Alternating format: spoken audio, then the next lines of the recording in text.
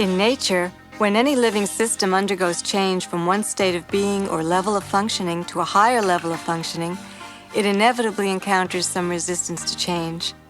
Since you are a living system, an open system, an energetic system, as you change, you will inevitably encounter resistance.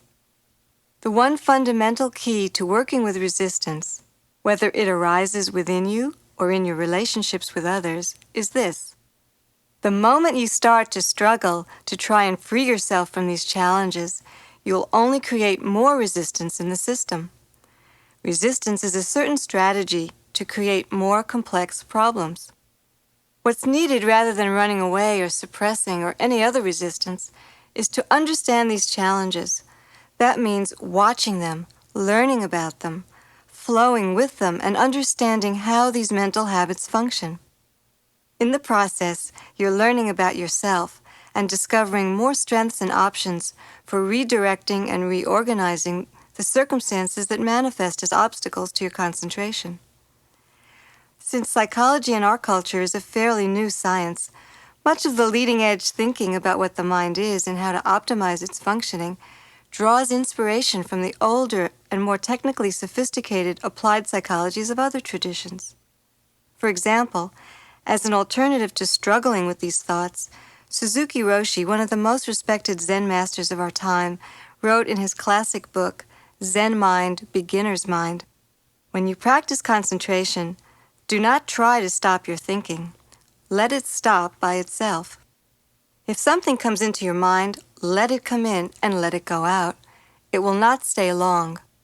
When you try to stop your thinking, it means you're bothered by it. Do not be bothered by anything. It appears that something comes from outside your mind, but actually it's only the waves of your mind, and if you're not bothered by the waves, gradually they'll become calmer and calmer. Many sensations come, many thoughts and images arise and pass, but they're just the waves from your own mind. If you leave your mind as it is, it will become calm. This mind is called Big Mind." Zen is a tradition of mental fitness training originally developed in China and Japan and systematically refined over the past 2,000 years. Its practical and far-reaching applications have had considerable influence in the development of modern psychology's understanding of the mind's nature and potentials. Insights and experiences from the Zen tradition have also made profound impacts in expressions of art, architecture, poetry, martial arts, sports, agriculture, and even business. The primary principle of health and optimal functioning in living systems is self-regulation, or homeostasis. Your health and well-being depends upon maintaining a certain consistency in your form and functioning.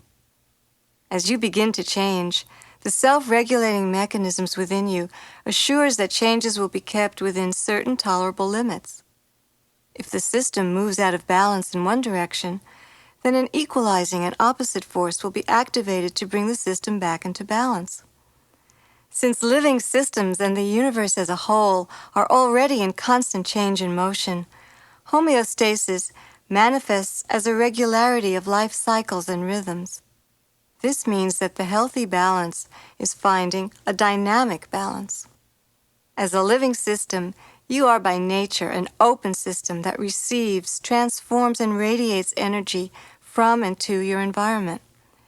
You could say that the balance or health of your system is defined in terms of how successfully you're able to manage the energy information flow into and through your system. Should your system become so rigid that balance becomes static and unchanging, such rigidity would surely lead to the destruction of the system. When your system is out of balance and not allowed to restore its balance, the integrity of your health is threatened. Enormous amounts of energy are wasted as you maintain internal tensions that oppose and are in conflict with one another. For this reason, developing the power of your mindfulness, concentration, and relaxation skills is essential for maintaining an optimal state of health, well-being, and performance.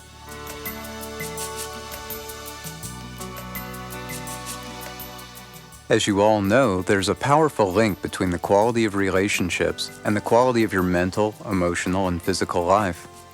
During the Ultimate Warrior training program that we conducted for the U.S. Army Special Forces, there was a 3-week period of intensive brainwave biofeedback training. The soldiers would come into the lab every day and see how much control they could learn to develop over the production of certain types of brainwaves and their corollary mind states. Whenever they were successful at getting their brains to shift into the desired state, the sensitive monitoring instruments that they were hooked up to would feed their success back to them by flashing the digitized readouts of their amplitude in red lights and sounding a tone of varying depth and pitch depending on how strong, stable, and consistent their brainwaves were. It was a very popular training protocol, and the men learned a lot about themselves and how their mind-body worked in the process. At one point in the training, the focus was especially on learning to produce high-amplitude alpha waves at will. Alpha brainwaves occur in a frequency bandwidth of about 7 to 12 cycles per second and are generally associated with a clear, calm, and focused mind state. One day during this phase of practice, we noticed that one of the officers seemed to be having a particularly hard and unsuccessful time getting his brain to work. "I just can't seem to get my brain to go where I want it to," he complained in frustration. Upon further discussion with him, he explained that he'd had a big argument with his wife that morning and was really pretty upset and angry about it. He was amazed to see how much his anger and emotional upset weakened his command over the workings of his own brain. The biofeedback instrument mirrored back to him the devastating impact of his negative emotions more powerfully and graphically than any words ever could have. As he experimented with mentally letting go and shifting into a state of love and forgiveness, he understood the awesome power of choice to alter his experience. Instantly, his brain responded with a corresponding shift, and the alpha tones began to sing to him again. The lesson at that moment was to have a profound and life-transforming effect on him. To develop clear concentration, it's important to let go of everything that might interfere and get in your way. In addition to negative mental and emotional states, your posture, how you hold your body when you're sitting or standing, has a lot to do with how you feel and how well you can concentrate on what you're doing. Researchers have found that sitting in an upright posture helps you to think and concentrate more clearly because it allows the pockets of tension that have accumulated in your body to dissipate more easily. By sitting upright with your shoulders relaxed and your chest open and raised a bit, you can breathe more fully and deeply. And this added boost of oxygen to your brain permits a greater degree of clarity and focus. Try this now. Shift into finding a more comfortable position with your spine straight and relaxed in a way that feels just right for you. Some people find that it helps to imagine a string attached to the center of the crown of their head, pulling them up toward the ceiling, or alternately, that the string is attached to the ceiling and they're hanging suspended from it like an anatomy room skeleton.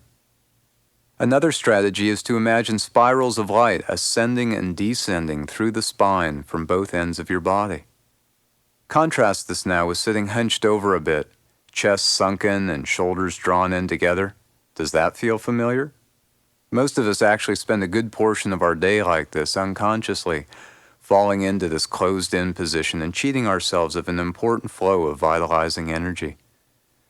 Now let's get your breath involved in this clearing out process.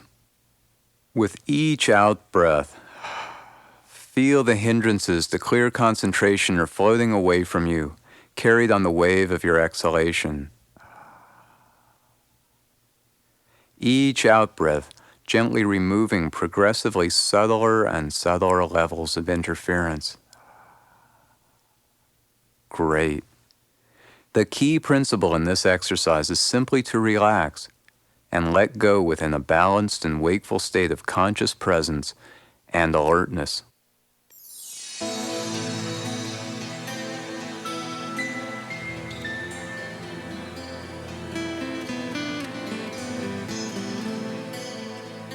Learning to relax and release stress is an essential skill for developing concentration. Without relaxation, your attempts at focusing your mind will only lead to tension that will create more imbalance and agitation in your mind and body. In 1988, we had the rare opportunity to participate in an extraordinary research project investigating the methods of perfecting concentration. The project was sponsored and supported by the Office of Tibet and His Holiness the Dalai Lama. It received the attention and support of our research colleagues at Harvard Medical School, University of California, and the Menninger Foundation. In many ways, this project was a historic event because it was the first time that such an intensive mental fitness development project like this had been launched in the West. Many people from all around the world were anxiously interested in seeing what the results of our long, deep dive into inner space would bring. Just before we went into the retreat, one of our teachers, a respected Tibetan scholar and accomplished yogi, took us aside and took hold of our hands intently. His penetrating gaze expressed admiration and concern, for he knew both the hardships and the discoveries that we'd encounter. He had only one thing to say to us, but the sincerity and power of his advice resonated with us over the next 12 months of intensive training.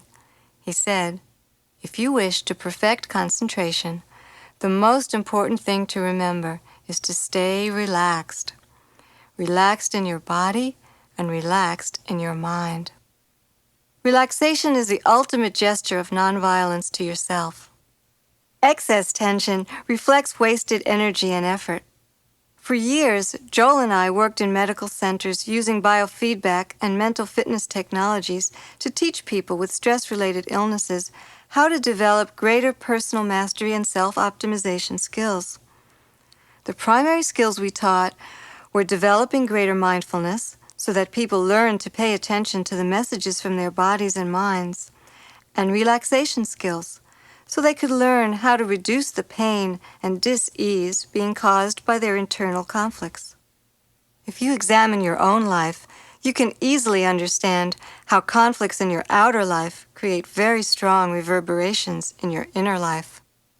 When the mind is dominated by mental and emotional conflicts related to frustration, anger, resentment, compulsive desire, or jealousy, these tensions are reflected in impaired functioning within the body.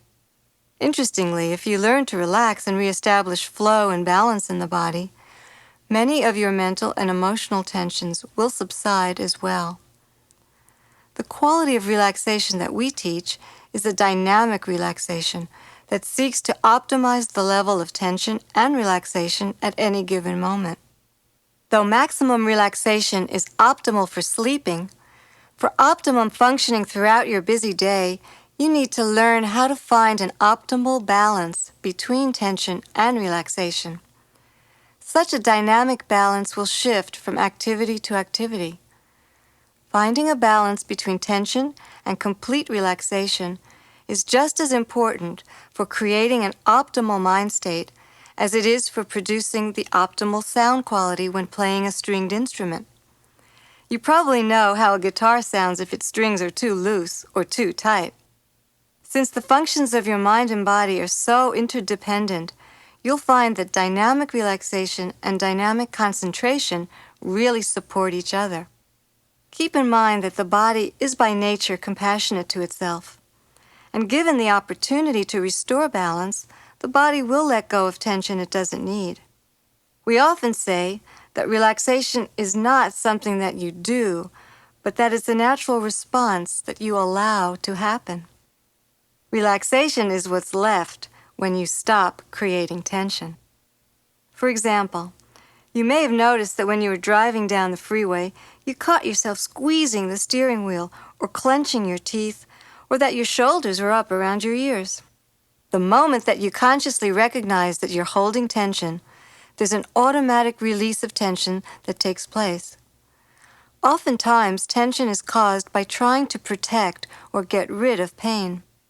Tension blocks energy from flowing and jams our circuits, and though it doesn't make pain go away, it is effective in reducing our sensitivity and availability to the early messages of pain. Though this strategy of struggling against the pain may seem helpful in the short end, over time it just leads to further pain. If there's a burning coal in the palm of your hand, squeezing it won't really reduce the pain. If you can't toss it away, then learning to soften and open around the pain will allow the energy of the pain to flow and dissipate, rather than creating many secondary complications. And if you open enough, the burning coal may actually be released and fall away on its own.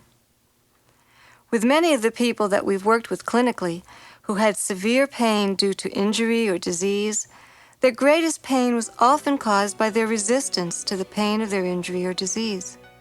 As they learned to relax around the pain that wasn't going to go away, they discovered that they could bring about considerable relief.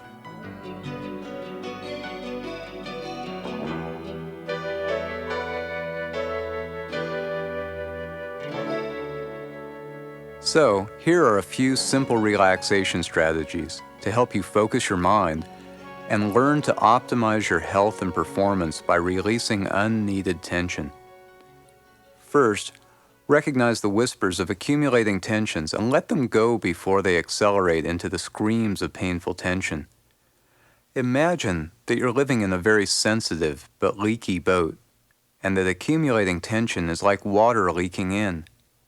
Remember that you have a bilge pump and turn it on frequently by taking a few deep and easy breaths and using the release of the exhalations to help you let go of any extra tension that you don't need. If you're mindful and do this often, then you'll sail along on an even keel and avoid getting swamped and sinking. Stress-related pain and disease will only arise to the danger point if you've allowed the stress to build and accumulate. Secondly, as you exhale, allow your exhalations to be long and slow. Just releasing and letting go. Then allow the inhalation to fill you naturally and effortlessly. Long, slow exhalations, easy, natural inhalations. Just let go and rest in the flow. Continue for a few breaths or until you experience a deep sigh or yawn. That's a natural indicator that you've shifted into a more relaxed state. Remember to use your breath like a bilge pump throughout the day that will help you learn to release stress and tension. Keep in mind that the goal of relaxation techniques is to optimize your health and performance. Depending upon how tense you are or the task at hand, complete relaxation may not be conducive to optimum performance. At those times when you do want to completely relax, even if some tension or discomfort still remains after you practice a relaxation technique, don't give yourself a hard time. Instead, give yourself credit for having at least let go of some of the tension that you don't need and for having moved in the direction of optimizing your condition.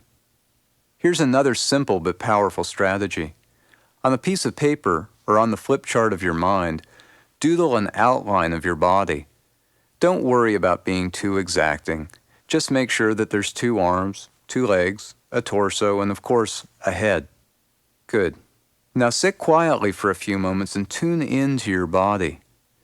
If it helps, give a stretch and take a few deep breaths to help you focus on your body. Yes. Now scan through your body and tune into what it's telling you right now. Listen to what areas are speaking to you most loudly. As you become aware of any sensations or feelings within your body, doodle these into your body scan image. Make sure that you really get into doodling what it feels like without getting into drawing conceptualized anatomical details. Doodle in the tingling that you feel in your fingertips. Doodle in the tightness in your shoulder or the butterflies in your stomach. Whatever you find as you turn on your internal radar, doodle away. A fourth simple but powerful technique for relaxation is to tense and relax. One of the most effective strategies for harnessing and redirecting the energy of a challenger is to blend with its incoming force and then to redirect it. To apply this principle to relaxation, when you recognize that you're already tense, one of the best ways to take control of the situation is to actually make yourself more tense intentionally. To do this, take a deep breath and tense your whole body as tight as you can without hurting yourself.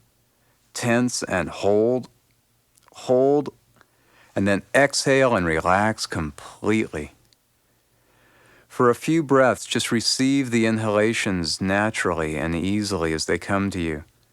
And as you exhale, let go of what you don't need to hold on to. Good. And now as you inhale, tense and hold again, but this time tense only half as tightly as the time before. Tense and hold, and let it all go. Let it go completely, resting in this easy, natural flow of your breath. Now one more time, tense and hold, this time half as much as the time before. Pay attention to this level of tension or holding because you probably spend a fair amount of your day at this level of tension. Okay, now breathe and relax. Just let it go. Let it flow completely. Easily and effortlessly, rest in the flow now. And when you're ready, bring a thought to mind that has some tension associated with it. Hold that concern in mind now. Hold it. And then when you're ready, just let that thought float freely in and through the mind, like a cloud floating on the wind. Just let it go and let it dissolve into the open, clear space of your mind. Yes. So this is the fourth strategy for dynamic relaxation. Next, let's begin to pay attention to how your choices in food can cause stress within the body and influence the quality of your attention. You probably know from experience how difficult it is to keep your attention sharp and focused when your blood sugar is low due to hunger. Perhaps you've noticed that some foods or medications really dull your awareness, and that others really improve your clarity. In general, when it comes to high-performance nutrition for optimizing concentration, you'll find that your best fuels will be low-fat, complex carbohydrates such as whole grains, fruits, and vegetables. Complex carbs give you a nice, even burn that keeps your energy level more stable.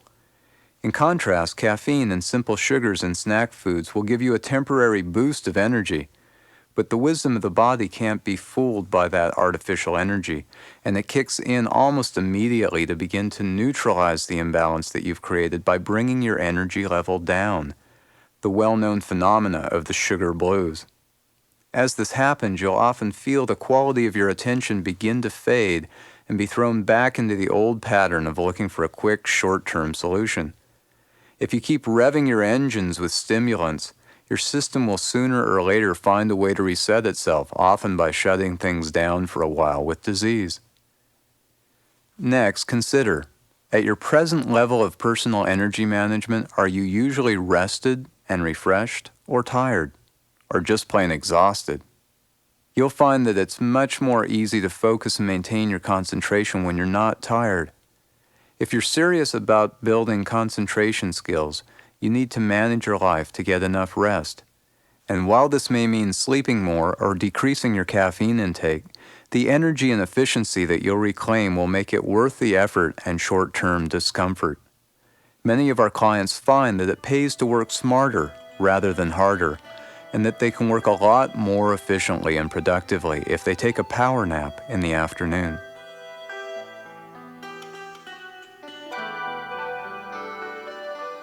Over the years of our training, we've studied many inner arts of self-mastery and optimal performance. One of the most powerful of these disciplines is the martial art of Aikido, which teaches you to give careful attention to your attacker and to blend with and redirect the power of the attack. These principles of creatively sensing, blending, and neutralizing the power of an opposing force have their analog in the contemplative arts. These are powerful methods for transforming internal distractions into actual supports to intensify concentration. Once you get a feel for this practice, it will build your confidence in being able to actually befriend and redirect the energy tied up in mental distractions. So how does this work?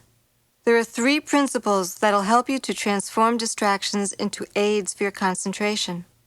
First, through the power of mindfulness and vigilance, let the moment that distraction is recognized signal the return of your attention to the object of concentration. Second, if your attention wanders off to something interesting, draw the mind back to something even more interesting and certainly more relevant, the object of your concentration. In times of old, sailors used to carry birds with them to sea. If the bird was released far from land, it would fly out, circle around, and then return to the ship. In a similar way, when your attention flies away from the ship of your primary focus, let the centripetal force of your intention to stay focused draw the bird of your wandering mind back to its roost in the ship. Let each mind wandering and return actually strengthen your one-pointedness of mind. A good example would be attempting to read a magazine article in a busy public place. Though you're really interested in the article, you notice that your attention is drawn to an advertisement on the next page. You notice this and return your focus to the article. Again, your attention wanders as you see an attractive suit walking by. This person reminds you of someone you know, and you begin to think of the last time you saw him or her. Once again, the power of your inner vigilance finally kicks in. You acknowledge the mind wandering, release your thinking, and return your attention back to where you left off in the article. Each time your attention wanders, acknowledge the sidetrack as swiftly as possible and loop back with mindfulness grown even stronger through exercise to your intended focus. Third, take the shortest possible path back to your primary focus of attention. When you notice that your mind has wandered, or that your voice of judgment is jabbering away, make a brief mental note, wandering, or voice of judgment, and return your attention back to its focus. Avoid the seductive tendency to think about your thinking or to get involved in further elaborations, flights of fantasy, or external distractions. Taking a swift path back to your intended focus will intensify the power of your concentration and allow you to maintain mindfulness so that you're continually present with what you're doing. Now, let's end the session by putting together some guidelines for creating your own personal focused training sessions based on the principles that we've discussed so far in the program. The first principle is to remember that you always set your intention and practice on purpose. As you carve out times to practice the techniques that you've learned, be clear on what you're doing. What method are you using to train your concentration? If you're practicing mindfulness in action, then be clear on what the activity is that you're focusing on. Remember, when you walk, walk, and when you run, run. But by all means, avoid wobbling because you're unclear on what your real purpose is. The next guideline is to breathe, smile, and relax. In the beginning, breathe, smile, and relax. In the middle, breathe, smile, and relax. And as you go into the next activity, remember, breathe, smile, and relax. Breathe keeps your balance in the flow and helps you from getting stuck or holding on too tight. Smile protects you from trying too hard or taking your inner work too seriously. And relax helps you find that optimum balance of dynamic tension and relaxation and let your energy and your attention flow. Third, minimize external distractions. As the strength of your mindfulness and concentration grows, you'll be able to stay focused anywhere. But in the early stages, it's helpful to manage your environment to optimize your concentration. At least for short periods of time now and then, hang out your Do Not Disturb sign. Put the phones on call forwarding or go out for a walk, or find a place where you can be undisturbed for at least 5 minutes at a time. Fourth, keep your practice sessions short and frequent. Focus on the quality of training rather than the quantity of training. If you're new to Mind Fitness work, it's especially important that you build good training habits early on. One common mistake to avoid is having your training sessions be too long and then allowing the mind to just spin off into distractions or sink into dullness. This can lead to forming a habit that's really difficult to change. A habit of either indulging and following the mind wanderings and distractions or sinking into the swamps of mental dullness. You'll find that practicing for short periods each day will enhance the actual quality of your practice. Your mind will be fresh in the beginning and less prone to grow dull or distracted. And if you build many short sessions into your day, you'll find that the power and strength of your concentration will develop more swiftly and your confidence will grow. Fifth, keep a training log or journal to record your insights. You're about to enter into some new territory, and you'll find that the material on these tapes will be greatly supplemented by your own insights that arise through your practice. For this reason, we recommend that you capture your learnings and insights to help you appreciate how much you've learned and how far you've progressed as you go along. And finally, between the times that you carve out for focused concentration practice, gradually begin to bring more mindfulness into action. Practice remaining focused and present during brief activities such as brushing your teeth, making a phone call, walking to the office, or talking with a client. Spend some time committing these guidelines to memory, and then move on to the next session, where we'll show you how you can apply the principles of personal energy management to the events of your daily life and work. You're on the road toward mastering the focused mind state.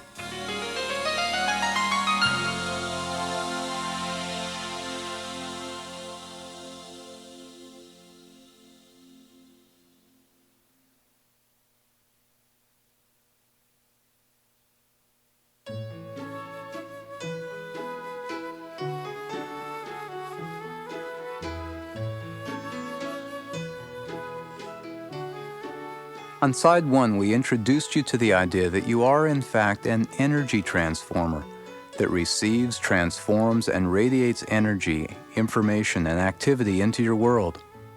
What this means is that you're always in the flow, but if you're like most people, you only become aware of it at special times. By definition, flow is a state of intense concentration in which your attention is completely absorbed into what you're observing and doing. In this state, your actions and mental functions flow effortlessly and you feel vital, strong, alert, and unself-conscious. In the flow, there's a wonderful sense of complete mastery, a sense of being completely present and performing at extraordinary or peak levels. In these moments, time seems to warp, and seconds take forever as the intensity of your concentration zooms into the timeless depths of each moment. John Brody, former San Francisco 49er quarterback, really captures the feeling of this quality of experience in the following description. Often in the heat and excitement of a game, a player's perception and coordination will improve dramatically. At times, and with increasing frequency now, I experience a kind of clarity that I've never seen adequately described in a football story. Sometimes, for example, time seems to slow way down in an uncanny way, as if everyone were moving in slow motion. It seems as if I have all the time in the world to watch the receivers run their patterns, and yet I know the defensive line is coming at me just as fast as ever. I know perfectly well how hard and fast those guys are coming, and yet the whole thing seems like a movie or a dance in slow motion. It's beautiful. There are 3 ways to learn about the flow. First is through your own flow experiences. Second is through studying the literature and the research on flow and optimal performance. Third is through the inspiring examples of people who've mastered the fine art of living and working in the flow with a high degree of frequency. In this lesson, we're going to examine all 3 types of flow experiences so that you can begin to utilize this form of dynamic concentration right away. So let's begin by making the notion of flow real for you. As you inhale, once again, catch the wave of your breath and ride it into this moment. And then catch the wave of the exhalation and ride it into this moment. Inhaling and feeling yourself like a stream of awareness flowing into this moment. And exhaling and experiencing yourself flowing into this moment. Imagine what it would be like to maintain this stream of clear, pure, present focus throughout more moments of your life. Imagine what it would be like to be fully focused and fully present with everything you do, or with more things that you do throughout the day. When you're in the flow, you're working smarter instead of harder. There's joy in this, and there's a lack of anxiety or fear. When you're in flow, you have a sense of being effortlessly in control. You've already got it together, so you don't have to expend a lot of energy trying to keep it together or stay in control. This means that more of your energy is focused on what you're actually doing, and less energy needs to be invested in trying to make things happen. As you probably know, the people who feel the most out of control are generally the ones who are trying to control the world around them. The times when you consciously find yourself in the flow are really the times when you stop struggling, stop resisting, stop holding on or pushing away or trying, and you just let this big river of life carry you. Though this happens to some degree in sleep, which is why you feel rested and refreshed when you wake up, sleep is different than flow. To be in the flow, you must be fully present and focused. You let the energies within you flow in harmony with the energies around you. You know that you're in the flow when your ability to process the information that comes to you is perfectly matched with the flow of information or challenge that comes to you.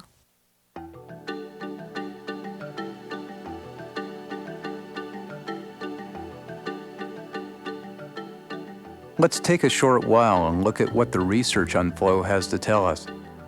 Over the past 20 years, Dr. Mihaly Csikszentmihalyi and others around the globe have conducted research on flow. Tokyo teenagers, Navajo shepherds, farmers in the Italian Alps, elderly Korean women, Indian and Thai adults, assembly line workers in Chicago, and a variety of great artists have all been a part of these studies. The results of hundreds of studies on the mastery of attention shows that nearly all people have experiences of slipping into the flow. As investigations have deepened over the past 30 years, it's becoming increasingly clear that people can actually learn how to live more of their lives in the flow. Achieving this requires a commitment to staying focused enough to be fully involved in whatever you're doing. It's fascinating to look at what's happening in the brain at times when you're in the flow. Let's look at some of these studies. One revealing study was performed for the National Institute of Mental Health by Dr. Jean A. Hamilton, a research psychiatrist in Washington. In her study, she looked at the brainwave activity of volunteers who completed a simple task while hooked up to the monitoring equipment. What she found was the people who reported that they were generally able to stay focused and become absorbed in activities of daily life actually used less mental energy to complete the task than those who said that they had trouble focusing on things or getting fully absorbed in what they were doing. This suggests that people who are able to slip easily into the flow can concentrate with greater efficiency and are better able to screen out the concerns that are irrelevant to the task at hand. This means that they burn up less brain energy, and as a result, they're able to work more efficiently. People who have trouble getting into the flow concentrate with far less efficiency, and they have to put more energy into trying to stay focused on a task, which leaves them feeling tired, frustrated, and discouraged. Neurologically, the brain actually works more efficiently when you're in flow. When you're in flow, there's an increase in what's called cortical specificity. This is a state in which the brain is working at the most optimal level in response to the demands and challenges of the environment. As concentration is focused on a specific task or object, only those parts of the cortex associated with the information are activated, while the surrounding areas of the brain remain quiet and undisturbed. When stressful demands exceed your ability to respond, there's a spillover of activity into other areas of the brain which may be irrelevant to your focusing on the situation at hand. This wastes a considerable amount of energy, and at a time when you really need to focus. It creates a state, but rather a Perform it. This is the reason that real masters in an art, like some of our martial arts teachers, are able to remain so calm, focused on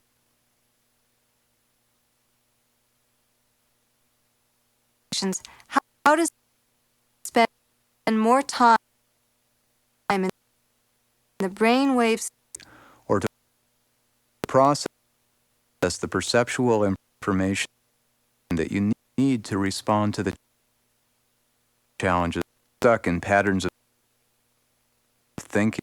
learning a new skill. Many are the ones It requires both to but once you've mastered the skill, this is parts of the autonomic nervous system, which is the part of the brain that controls your dynamic state of brain, mind, body by making the necessary internal. Some of our martial arts teachers are able to remain this close and biochemical function System be flexible and adaptable. A person who's chronically anxious, overwhelmed by situations, habitually stuck in patterns of thinking is also related to learning. For example, when you're first learning a new skill, many regions of the brain are brought into play. The business changing and adapting internal states. If you're unable to adapt, real masters in an art, like some of our martial arts teachers, are able to remain so calm, focused. Your brain's efficiency in handling the flow of information is also related to learning. And sexuality and other mind-body processes is related to desire and addiction of the brain are brought into play, and the pressure really goes up. Many dimensions of your skill, that when you're in the flow, the autonomic nervous system, which is the part of the brain that controls your stress response, this is the reason that real masters in an art, like some of our martial arts teachers, are able to remain is functioning in a very efficient and stable manner, since they at them. On the business battlefield, it seems that, and since then, are the ones who can produce similar results in replication or concentrating. The questionnaire also helps to measure the autonomic nervous system, which is the part of the brain that considers. There's been some very studies by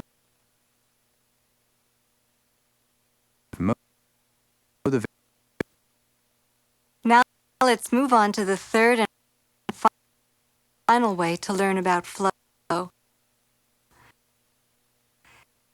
The inspiring examples to activate similar qualities of attention or focus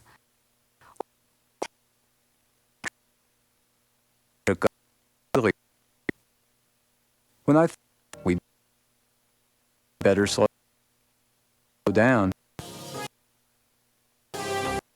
fish mere energy into and through your system.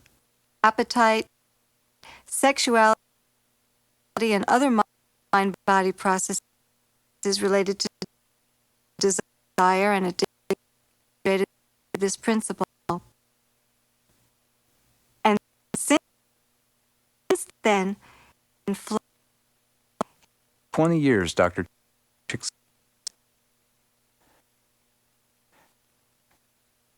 and their skills for meeting form low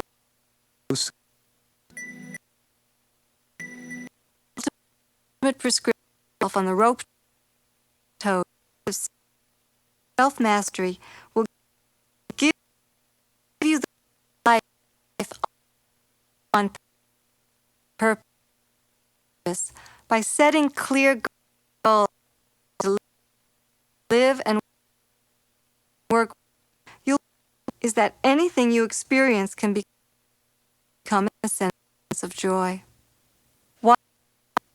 When stressful demands exceed your ability to respond, there's a spillover of activity into other areas of the brain which may be irrelevant to your focusing on the situation at hand. This wastes a considerable amount of energy, and at a time when you really need to focus. It creates a state of generalized excitation that you experience as acute anxiety. And when you move into high anxiety, your neurological circuits are so jammed that it becomes even more difficult to think. Living and working in flow demands that your whole system be flexible to challenges, stuck in patterns of thinking. Learning a new skill are have a balancing and healing effect on many dimensions of your life. In the function,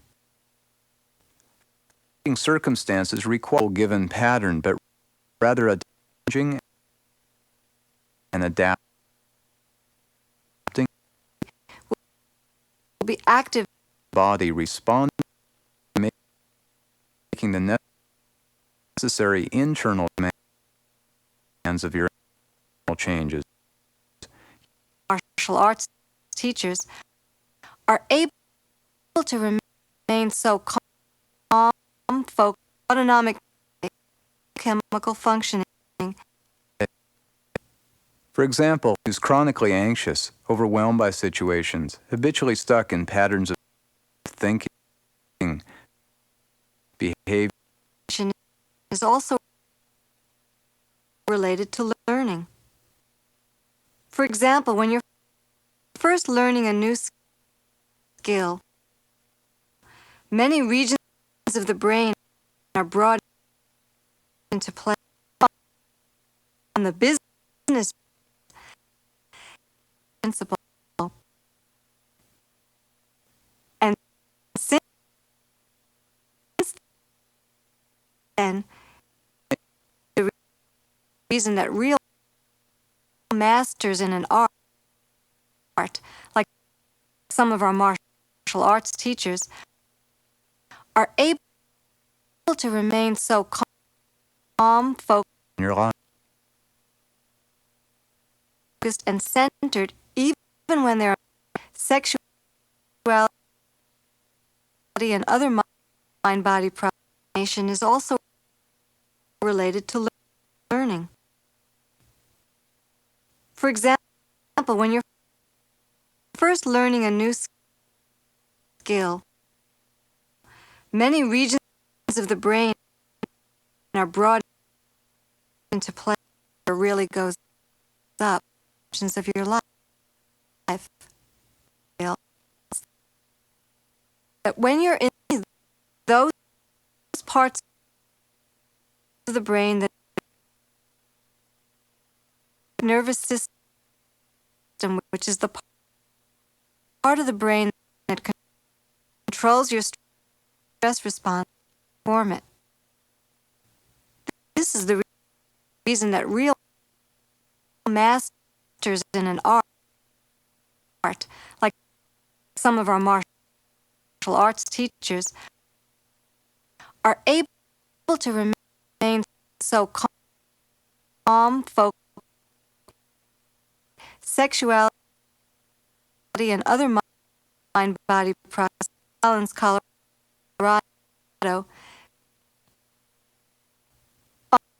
On the business, it seems that, and since then, are can have a balance to activate similar qualities. When I we better slow down. Fish energy into and through your system. Now let's move on to the third and final. Help you to act. Now let's move on to the third. Now let's move on to the third and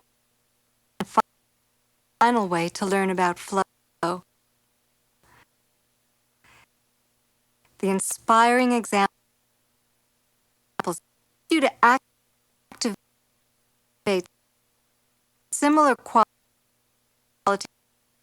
of attention.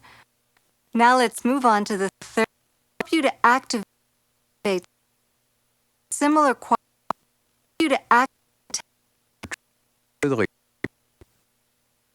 When I think of someone, we better slow down.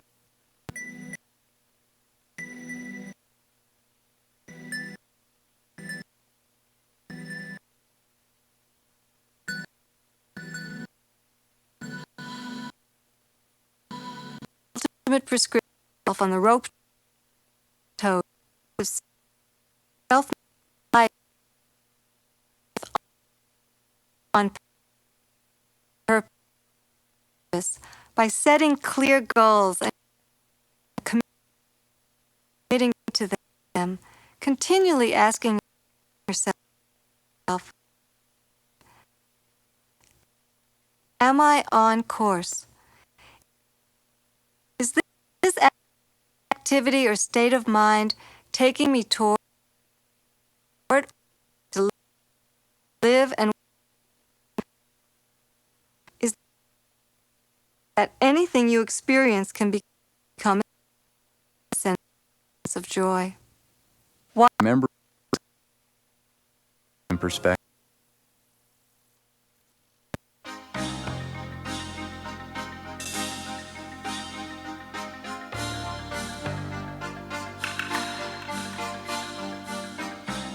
In nature, when any living system undergoes change from one state of being or level of functioning to a higher level of functioning, it inevitably encounters some resistance to change. Since you are a living system, an open system, an energetic system, as you change, you will inevitably encounter resistance. The one fundamental key to working with resistance, whether it arises within you or in your relationships with others, is this. The moment you start to struggle to try and free yourself from these challenges, you'll only create more resistance in the system. Resistance is a certain strategy to create more complex problems.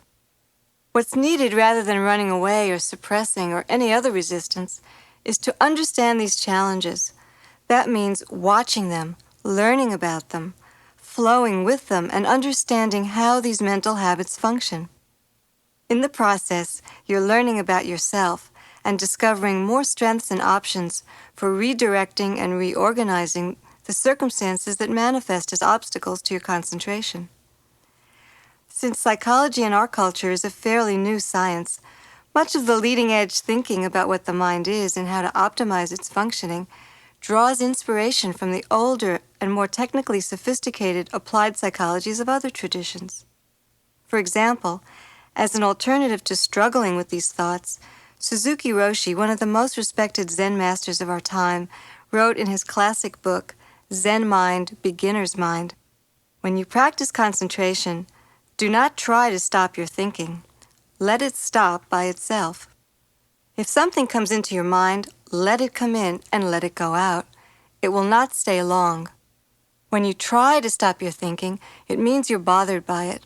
Do not be bothered by anything. It appears that something comes from outside your mind, but actually, it's only the waves of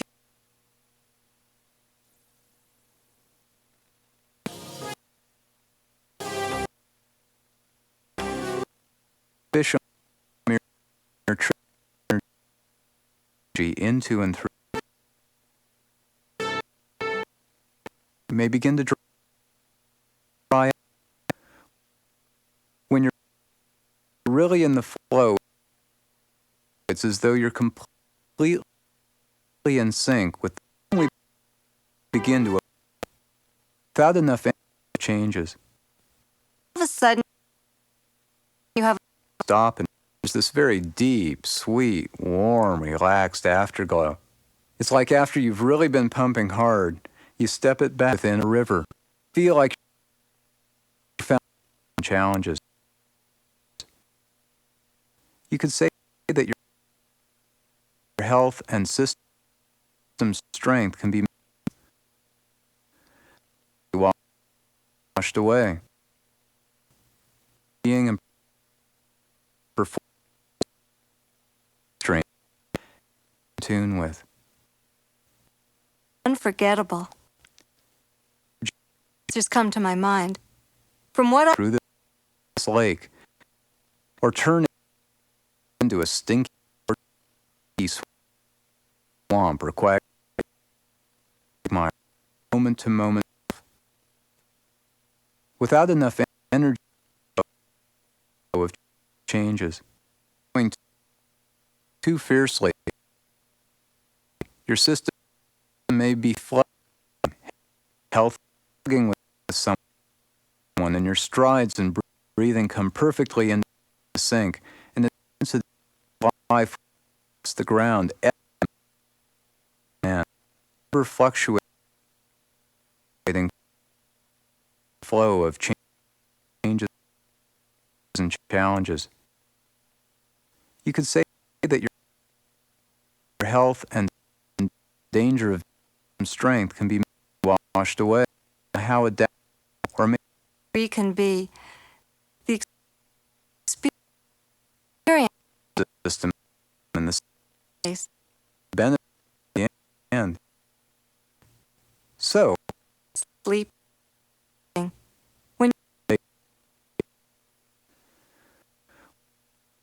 when you're really in the flow, it's I've seen this happen when and begin to cool down.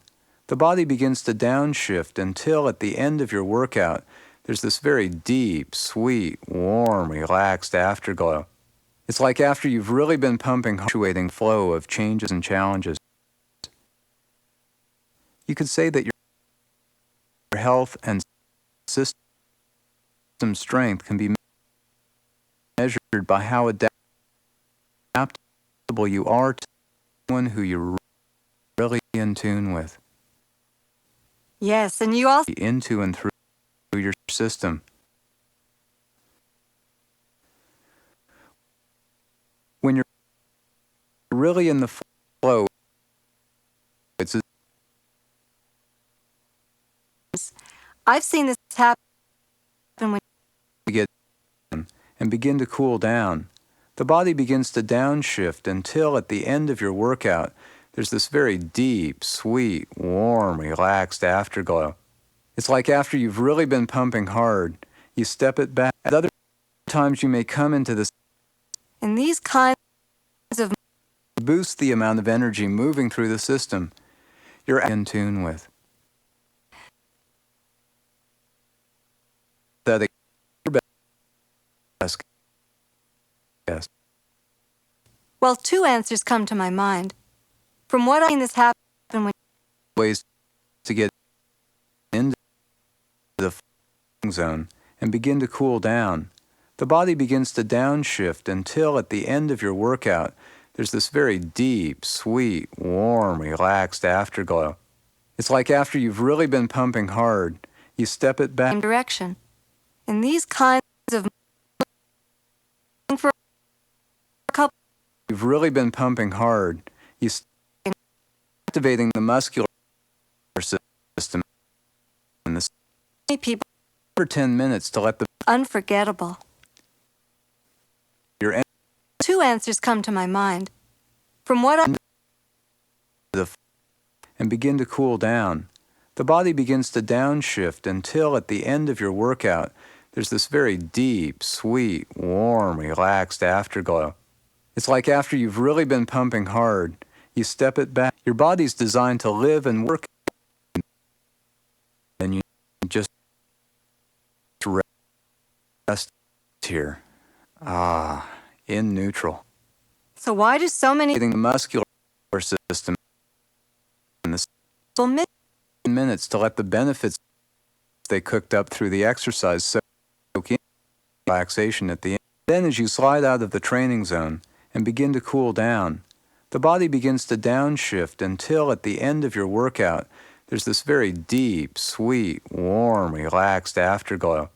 It's like after you've really been pumping hard, you step it back and you step it back. And If I read you so good, the real key to feeling that good is add strengths, constantly flowing and changing. Just keep up mind and brain.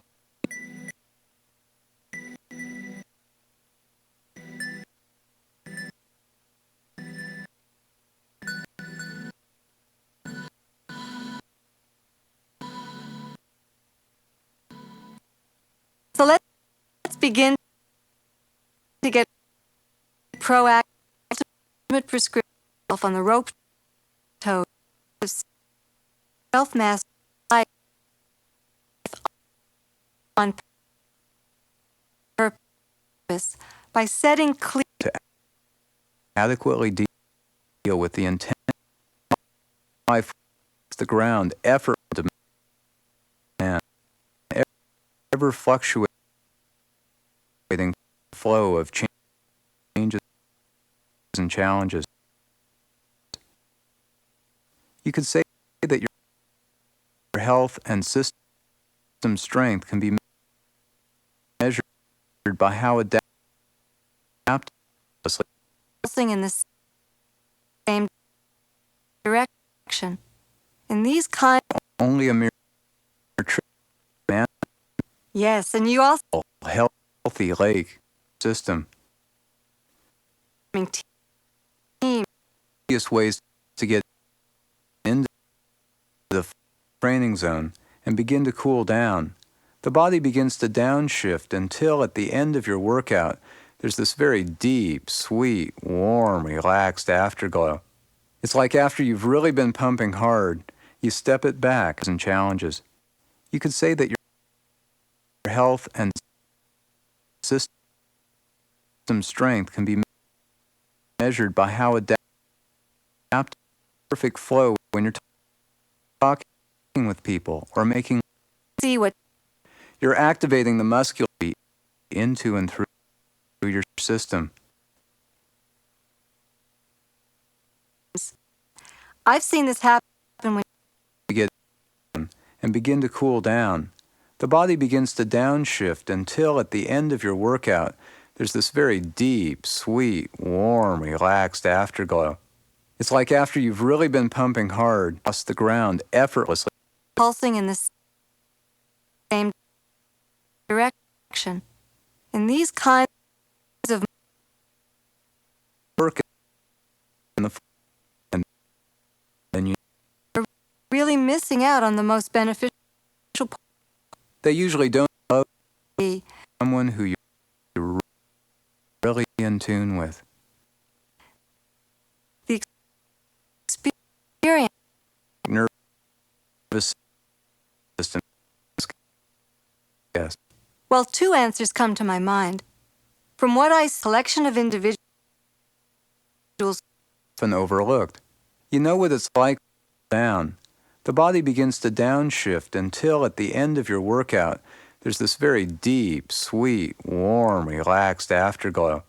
It's like after you've really been pumping hard, you step it back. in these kinds of hours, Exactly. Your body's designed to live and work in the pumping hard. is unforgettable. So your energy and arousal level goes up. And then as you slide out of the training zone and begin to cool down, the body begins to downshift until at the end of your workout, there's this very deep, sweet, warm, relaxed afterglow. It's like after you've really been pumping hard, you step it back. When you work out, you boost the amount of energy moving through the system. You're activating the muscular system and the rest here. In neutral. So why do so many Slide out of the training zone and begin to cool down. The body begins to downshift until at the end of your workout, there's this very deep, sweet, warm, relaxed afterglow. It's like after you've really been pumping hard, you step it back and you step it back. And from what I see, the most beneficial understand that the real key to skills, why do so many people miss that play? 5 or 10 minutes to let the benefits of Space are an turn to flow by grace for a few moments here and there. Sense of personal power.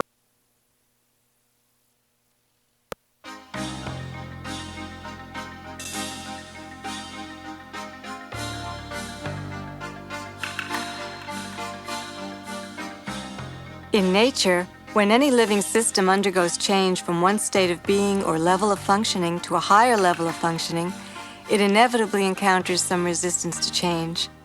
Since you are a living system, an open system, an energetic system, as you change, you will inevitably encounter resistance. The one fundamental key to working with resistance, whether it arises within you or in your relationships with others, is this. The moment you start to struggle to try and free yourself from these challenges, you'll only create more resistance in the system. Resistance is a certain strategy to create more complex problems. What's needed rather than running away or suppressing or any other resistance is to understand these challenges. That means watching them, learning about them, flowing with them, and understanding how these mental habits function. In the process, you're learning about yourself and discovering more strengths and options for redirecting and reorganizing the circumstances that manifest as obstacles to your concentration. Since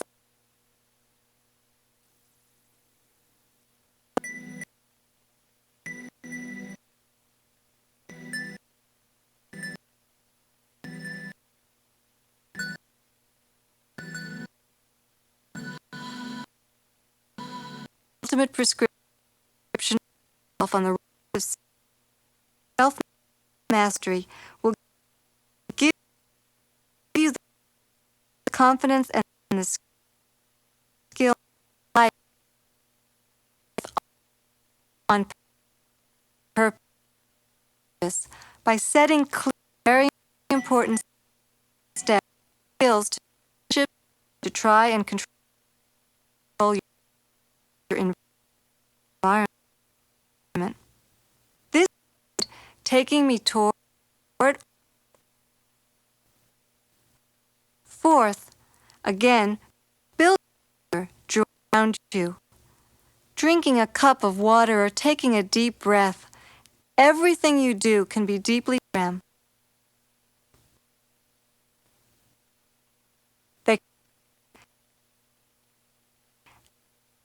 And if conditions, toes, mastery and purpose by setting clear goals and work more in the flow. Keep asking yourself, this will enable you to match your skills and the jobs that you select. For example, if you're going skiing, you'll select those runs. Second principle, personal skills, mind state, is one that helps you to concentrate mind and allow this enjoyment to strengthen the mind and can admit that you're doing those activities, learning and practicing methods of self. In other words, live your life. Personal mastery grows. You'll be less anxious. Control of your impulses into action is to carve demand yourself. The less your relationship will be driven to try and control your environment. This means that in the long run, to tame the wild forces of your mind,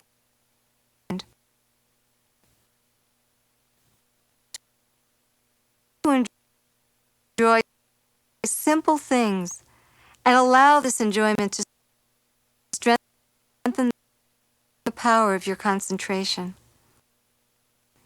One of the best indicators that you're really in control of your self-mastery will give you the confidence and the skill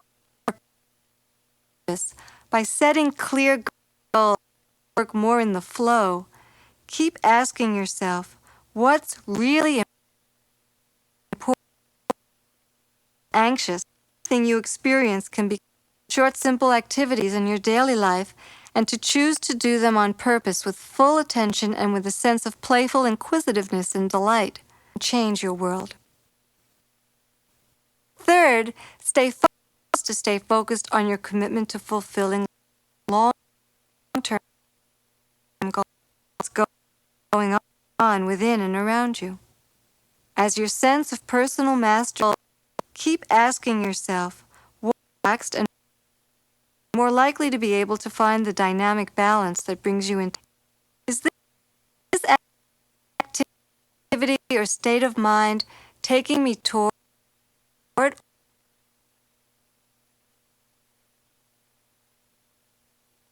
keep heading in that direction?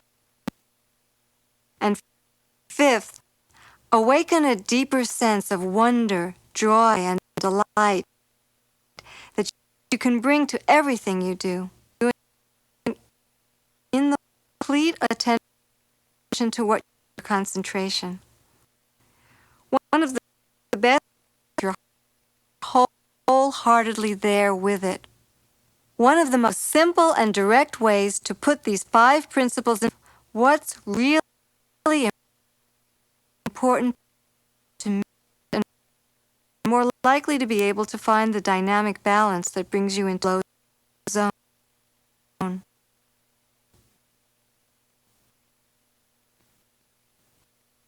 Fourth, deeper sense of wonder, joy, and delight.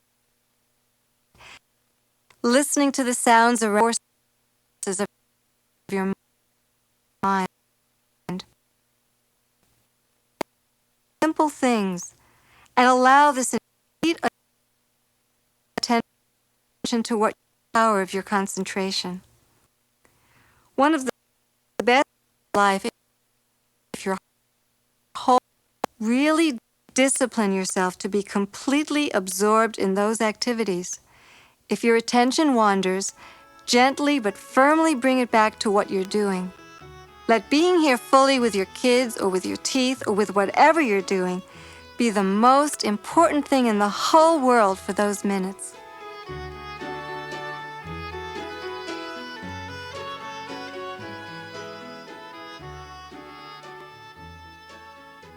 Life, or really in control of your mind, is that anything you experience can become a sense of joy.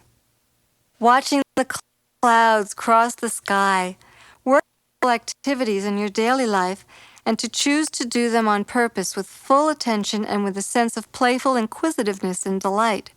Everything you do can be deeply satisfying and can enrich the quality of your life. Really discipline yourself to be completely absorbed in those activities. If your attention wanders, gently but firmly bring it back to what you're doing. Let being here fully with your kids or with your teeth or with whatever you're doing be the most important thing in the whole world for those minutes.